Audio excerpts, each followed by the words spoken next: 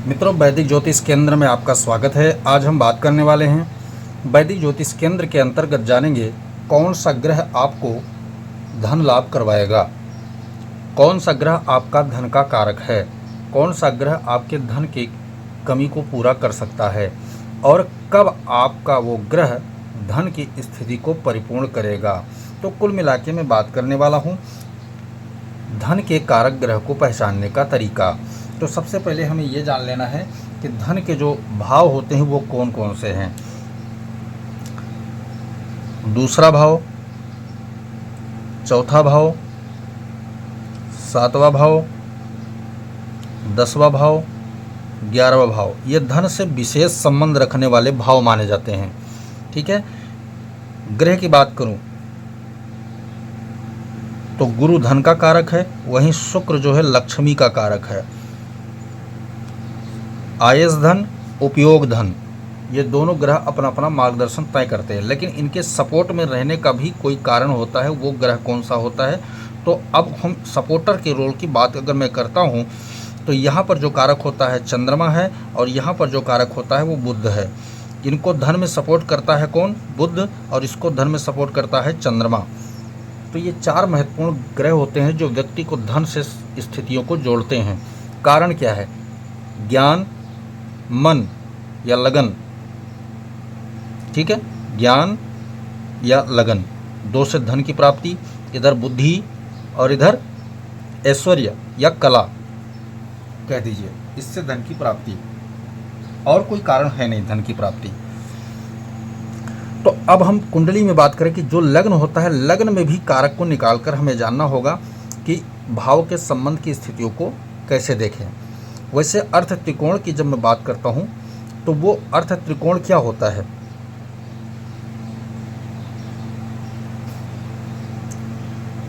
अभी जो लग्न बना है वो लग्न की स्थिति में देखेंगे तो एक तो देखोगे कि लग्न व्यक्ति स्वयं होता है। कुछ भी हम फलादेश करेंगे तो लग्न को लेना ही पड़ेगा। फिर द्वितीय भाव जो धन के संग्रह का भाव माना जाता है। ठीक है। फिर हमें लेना है सप्तम भाव, यानी व्यापार का भाव होता है। ठीक है। फिर हमें लेना है नवम भाव, यानी भाग्य का भाव होता है, भाग्यवश भी धन मिलता है। फिर दसम भाव जो कर्म का होता है। ठीक है, दसम। फिर होता है 11वां भाव जो इनकम का होता है। तो ये जो 6 भाव होते हैं इन पर फलादेश कर आप ये सटीक डिटेल निकाल सकते हैं कि चूंकि हमारा ग्रह कौन सा है। चलिए बात कर लेते हैं। मान लिया जाए कि लग्नेश और धनेश का संबंध हो जाए। ठीक है, लग्न प्लस दूसरा भाव, इनका संबंध हो जाए। ठीक है, कैसे संबंध होगा? या तो धनेश यहाँ आके बैठ जाए या लग्नेश यहाँ आके बैठ जाए। ठीक है, डायरेक्टली संबंध ये हो गया। फिर या तो फिर लग्नेश या धनेश कहीं कुंडली में बैठ करके लगन पे या धन पे भाव पे दृष्टि डाल दे, एक संबंध ये स्थापित हुआ। अब इनमें अब दो योग करके मैं समझा देता हूँ, फिर आपको समझ में आ जाएगा कि एक्चुअल में हमारा धन कारक ग्रह है कौन जो हमें धन देगा। ठीक है, स्थितियों को समझने का सही तरीका मैं आपको बता रहा हूँ। तो यहाँ पर देखेंगे तो एक चीज़ ये समझ में आ जाएगा कि युति योग में करके, जैसे यहाँ का स्वामी कौन हुआ? शुक्र, शुक्र प्लस यहाँ का स्वामी कौन हुआ? बुध। इन दोनों का आपस में क्या है स्थिति? मित्रवत, मित्र। तो ये एक प्रकार का राजयोग स्थापित कर देंगे। ठीक है, अन्य विकल्प हमें ढूंढने की आवश्यकता नहीं है। ठीक है, क्योंकि ये राजयोग दे रहे हैं तो धन की स्थिति को सुधारने का काम ये करेंगे। या फिर लगन का इनकम का अगर बन जाए तो लग्नेश और इनकमेश, लग्नेश कौन है? शुक्र है, और इनकमेश कौन है? गुरु है। तो शुक्र गुरु का आपस में क्या है? शत्रुता है। यहाँ पर राजयोग स्थापित नहीं हो रहा। तो हमें देखना क्या है? दोनों में बली कौन है? तो हमें इसके लिए क्या देखना पड़ेगा? अंश बल, अंश बल। ठीक है, भाव बल, ठीक है, या राशि बल, इतना हमें देखना है। अगर इसके राशि में सब ये युति बन जाती है तो शुक्र बलवान हो जाएगा। अगर इसके राशि में बन जाता है तो कहीं ना कहीं दोनों ग्रह बलवान हो जाएंगे। तो मीन राशि में अगर शुक्र गुरु बैठते हैं तो एक प्रकार का राजयोग बन जाता है। ठीक है, शुक्रोच का है, गुरु स्वराशि का, तो राजयोग स्थापित हो गया। परंतु जब ऐसी स्थितियां ना हो तब क्या करेंगे? तब हमें अंश बल, भाव बल और राशि बल पे ध्यान देना है। इसको निकालने के बाद हमें एक्चुअल में ये पता चल जाएगा जो विजेता होगा वही हमारा धन का कारक होगा। ठीक है, जो ग्रह विजय की तरफ जा रहा है वो ग्रह क्या होगा? हमारा धन का कारक होगा मुख्यतः। और सूत्र क्या है वो भी बता देता हूँ, ताकि ये निकालने में आपको कोई दिक्कत या तकलीफ ना हो। कई लोग जानना चाहते हैं कि हमारे धन को कौन देगा, धन हमें कहाँ से प्राप्त होगा, माध्यम क्या है, सोर्स क्या है। तो वो सोर्स की भी चर्चा करूँगा कि सोर्स लॉजिक तरीके से कौन ग्रह बनाता है और समय क्या होता है उनका। समय दो चक्र होता है, एक तो होता है ग्रहों के द्वारा बनाया गया, जैसे दशा, महादशा, अंतरदशा, प्रत्यांतर, सूक्ष्म, प्राण या फिर गोचर में। लेकिन एक होता है नैसर्गिक समय भी होता है। तो जैसे सूर्य की मैं बात करता हूँ, अगर सूर्य किसी का धनकारक है तो सूर्य कितने में 20 से लेकर के और 23 साल के बीच में धन का स्वाद आपको पहली बार चखा देगा ये।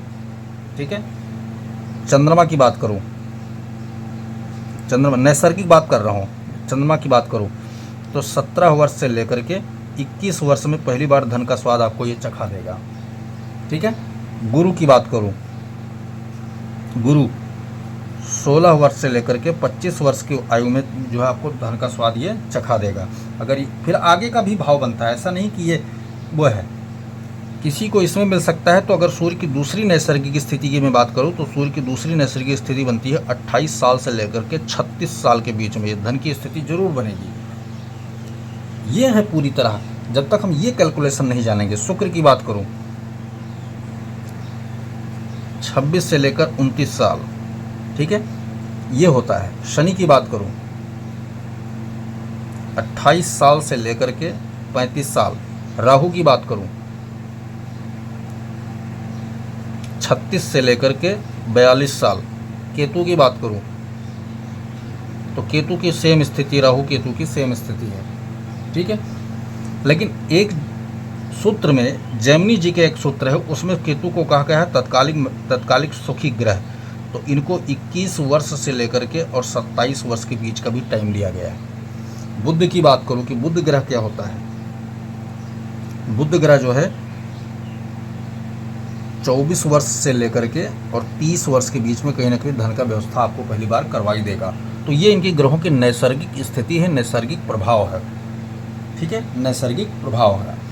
यहाँ तक आपको समझ में आ गया होगा। अब हम आगे बढ़ते हैं।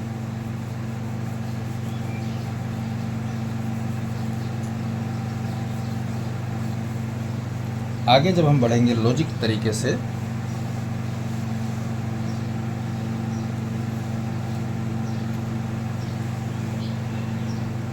तो यहाँ आप देखोगे जब आपके लग्न भाव का महादशा चलेगा, लग्न की महादशा है, ठीक है, तो डायरेक्टली लग्न धन नहीं देगा। तो उसके लिए अंतर क्या चाहिए? दूसरे भाव का अंतर आएगा। ठीक है, दूसरे भाव का, चौथे भाव का अंतर आएगा, पांचवें भाव का अंतर आएगा, छठे भाव का अंतर आएगा। ठीक है, सातवें भाव का अंतर आएगा, आठवें भाव का अंतर आएगा, नौवें भाव का अंतर आएगा, दसम का अंतर आएगा, 11वें का अंतर आएगा।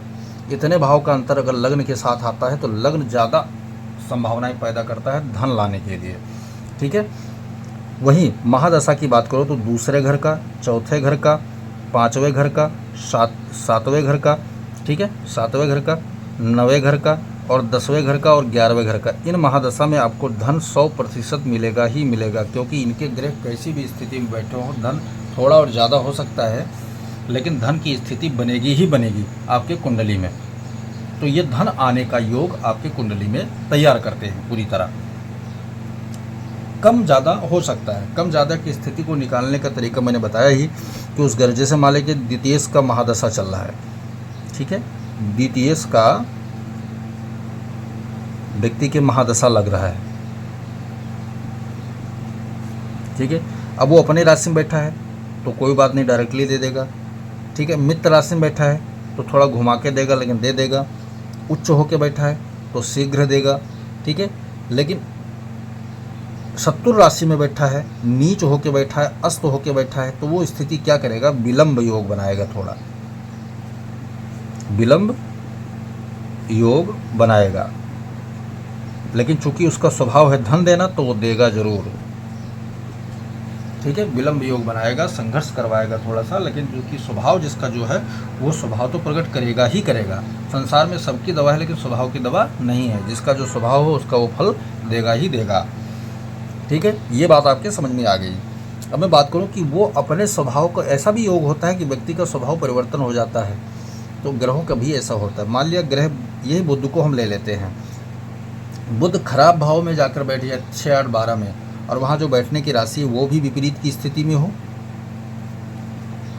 यानी शत्रु राशि हो, और ग्रह मैत्री या दृष्टि अगर विपरीत पड़ जाए, विपरीत स्थिति में चली जाए, जैसे बुध जो है